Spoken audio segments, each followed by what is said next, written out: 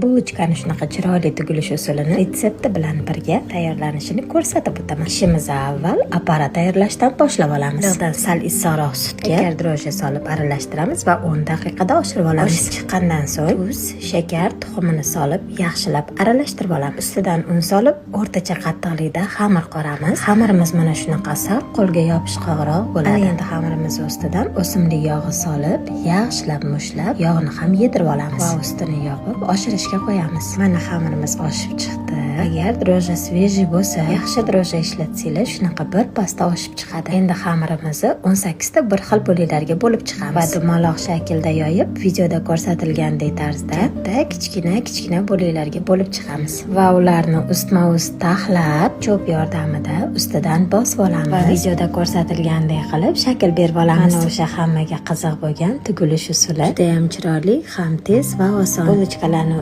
tuxum bilan surib, ustidan prisipka sepib oldik va 20 daqiqa qizimagan duxovkaga solib oshirib olamiz. Keyin esa qizib turgan duxovkada shunaqa chiroyli rangga kirguncha pishirib olamiz. Ham albatta tayyorlab ko'ring. Osh bo'lsin.